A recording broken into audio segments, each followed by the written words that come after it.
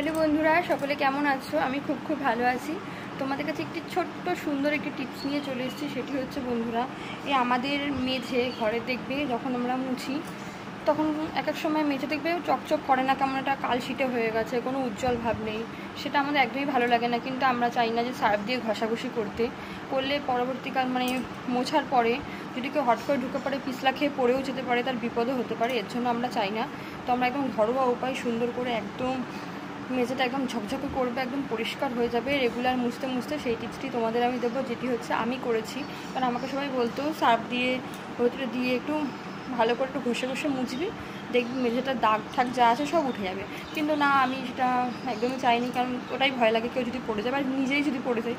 তো তার জন্য আমি কি করতাম, একটা বালতির মধ্যে যতটা পরিমাণে জল নিতাম মোছার জন্য, তার মধ্যে দিয়ে দিতাম হচ্ছে আমি ব্লিচিং পাউডার দিয়ে ভালো করে গুলিয়ে নিতাম। নেওয়ার পরে 2-3 মিনিট ওই বালতির জলটা ওভাবে রেখে দিতাম। রাখার পরে কি করতাম, তারপরে ঘরের মধ্যে ভালো করে মেঝেটাকে সুন্দর করে একবার মুছতাম। মোছার পরে 2 মিনিট ছেড়ে দিতাম। ছেড়ে তো মানে 2 মিনিট রাখতাম, মোছার পরে জল অবস্থা একটু মুছতাম। মোছার পরে কি করতাম, 2-3 মিনিট হয়ে যেত, তারপরে আমি হচ্ছে আবার ওইটার উপর দিয়ে আবার মুছতাম শুকনো করে।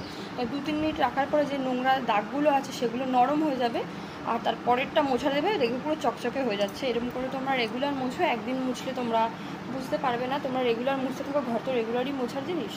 তো আমার শরীরটা ভালো না বলে আমি ডেলি মুছতে পারি না। তো তোমাদেরকে যে রেগুলার মুছবে, তোমাদেরকে ঘর একদম ঝকঝকে মেঝে চকচকে হয়ে গেছে। তোমরা টিপসটি করে দেখো, তাহলে তোমরা বুঝতে পারবে।